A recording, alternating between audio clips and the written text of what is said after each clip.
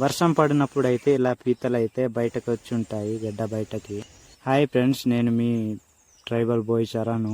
ఇక్కడ కనిపిస్తున్న పీతనైతే పట్టుకోవడానికి అయితే ట్రై చేస్తున్నాను, కానీ నా చేతికైతే చిక్కట్లేదు ఈ పీత అయితే. నన్నైతే చాలా ఆట పట్టిస్తుంది.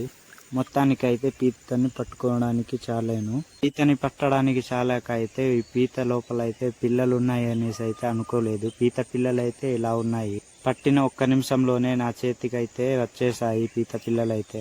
ఈ పీతనైతే ఇంటికి తీసుకెళ్ళి అయితే కాల్చుకొని తిందామనేసి అయితే అనుకుంటున్నాను. ఇప్పుడైతే పొయ్యి లోపల కాలుస్తున్నాను, చూస్తున్నారు కదా ఫ్రెండ్స్.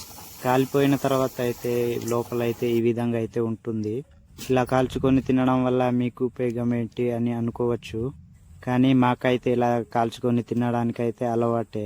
సో ఫ్రెండ్స్, ఇది ఈ వీడియో మీకు ఎలా అనిపించిందో లైక్ చేసి సబ్స్క్రైబ్ చేసి కామెంట్ చేయండి. నెక్స్ట్ వీడియోలో మళ్ళీ కలుద్దాం. Okay, thank you.